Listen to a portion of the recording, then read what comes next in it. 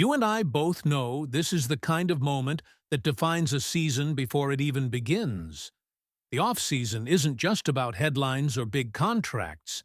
It's about direction. It's about identity.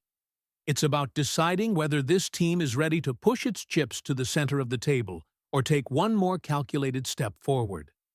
As a fan, you feel it too. That mix of excitement and caution. The hope that one bold move could change everything, but also the fear of making the wrong one and setting the team back. This is where front offices earn their trust from the fan base. Because what happens next won't just affect one game or one month, it could shape the entire year. So, let's break this down together, the way fans do. Honestly, passionately, and with one simple question in mind. What gives this team the best chance to win? So be sure to click the like button, and if you still believe in the Falcons, comment, "Rise up." The off-season chaos has officially begun, and Falcons fans, this is where things get very interesting for Atlanta. Early this morning, the Miami Dolphins made a pair of shocking moves, releasing Bradley Chubb and then, shortly after, releasing Tyreek Hill. Just like that, two big-name veterans hit the open market, and now every team in the league has the opportunity to make a call. That includes the Atlanta Falcons. Let's start with Bradley Chubb, because his situation connects directly to what's happening in Atlanta right now. With the uncertainty surrounding James Pierce Jr. and his legal situation, there is a very real possibility he does not suit up in 2026.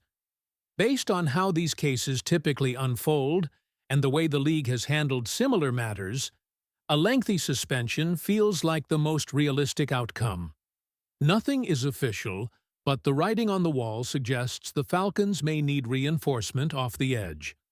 Chubb, now 29 years old, is coming off a strong return season after tearing his ACL in 2024. He missed that entire year, but in 2025 he bounced back with 8.5 sacks and 8 tackles for loss. That tells you a lot about how his body responded post-injury. He's primarily a pass-rushing defensive end, someone whose main job is getting after the quarterback, though he can hold his own against the run. Originally drafted by the Denver Broncos before being traded to Miami, he has proven he can still be productive when healthy. From a fit perspective, this makes a lot of sense for Atlanta. Even if the Falcons don't desperately need a pass rusher, you can never have too much depth on the defensive line. Especially not in today's NFL. If Pierce is unavailable, Chubb becomes more than a luxury. He becomes insurance. With roughly $27 million in available cap space, the Falcons could realistically explore a short-term deal. Maybe something like 2 years, around $20 million. His recent ACL and release status could slightly lower his market, though there will be competition. Now let's talk about the bigger headline. Tyreek Hill. I know. This one will divide the fan base. He's coming off a broken leg, and for a wide receiver, that's serious. You're not getting the 1,700-yard version of Hill from a couple seasons ago.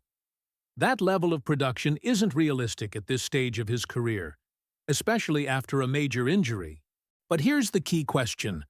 Could you get 80% of that version?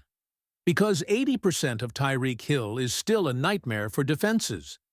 Even with some decline, he's still one of the most explosive players in football. He doesn't need to run endless go routes anymore. You can line him up in the slot, use him on drag routes, quick sticks, bubble screens, and let him create after the catch.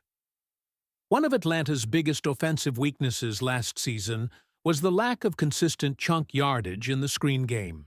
The plays were called, but the explosive results weren't there. Hill thrives with the ball in his hands. That's where he's always been deadly. If Michael Penix Jr. is truly the plan at quarterback, surrounding him with reliable dynamic weapons becomes essential. A one-year prove-it deal around $14–15 million could make sense.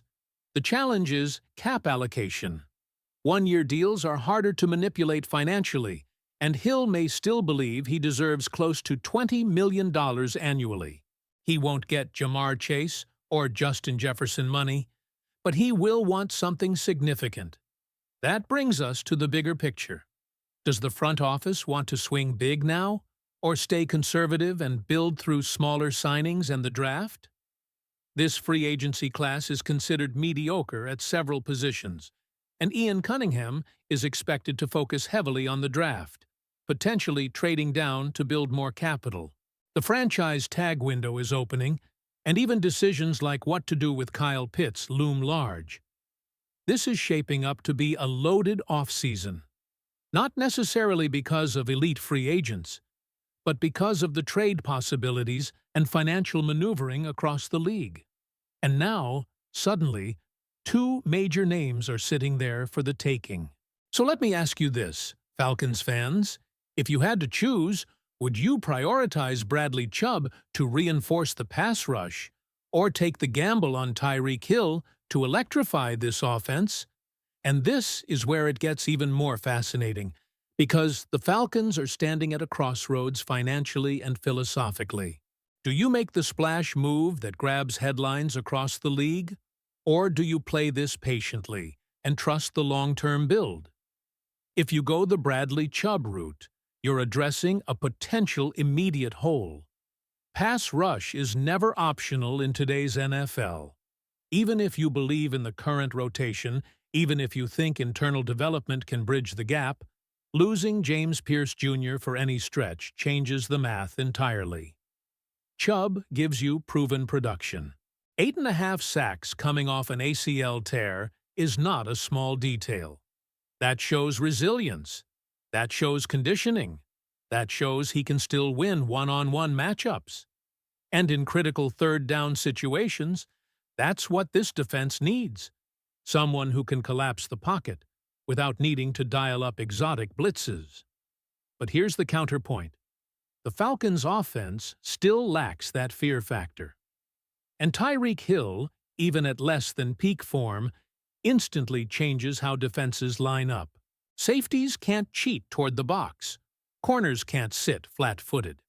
Defensive coordinators would have to account for him every snap, whether he's in the slot, motioning pre-snap, or lined up wide. That kind of gravity alone creates opportunities for everyone else on the field. The broken leg is real. The age is real. The potential decline is real. But so is the upside. Even a 70-catch, 1,000-yard, 6-touchdown version of Hill would immediately become one of the most productive weapons on this roster. And if Michael Penix Jr. is stepping into a larger role, what better way to ease that transition than by giving him a veteran who knows how to separate and create yards after the catch? Now let's talk cap strategy, because this is where the front office earns its paycheck. The Falcons sit in a healthy position compared to recent years. They are not buried financially, but they also can't be reckless. A one-year deal for Hill hits the books hard immediately. There's very little flexibility to spread that money out. If you pay him $15–18 million, that's a serious commitment for one season. And if you commit to Chubb at roughly $10 million per year, that's another chunk allocated to one side of the ball. So the real question becomes, are you one move away? If the Falcons believe they are a true contender right now, then bold action makes sense. If they believe this is still a developmental year, with an emphasis on the draft, and we know Ian Cunningham is expected to prioritize draft capital, possibly even trading down, then patience may win out. We also can't ignore the franchise tag window opening and what that means for Kyle Pitts. That decision alone could shift millions around and define how aggressive this team can be in free agency. Every move connects to another. Sign one star, and it may cost you flexibility somewhere else.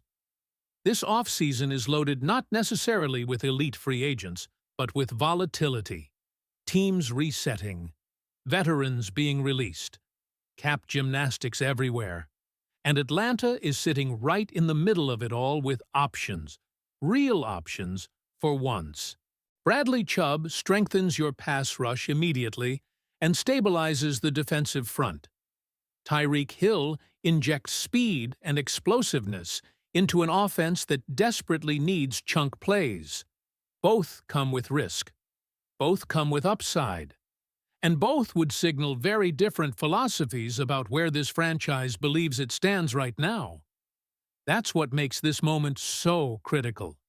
Falcons fans, this front office has decisions to make in the coming days that could define the entire 2026 season. So now I want to hear from you. Are you pushing for the aggressive splash signing, or do you want this team to stay disciplined, build through the draft, and avoid major financial risks? Let me know what you think. Make sure you subscribe for non-stop Falcons coverage. Drop a like on this video and click the video on your screen right now because the latest Falcons updates, breaking news, and off-season moves, you'll find them here first. Go Falcons!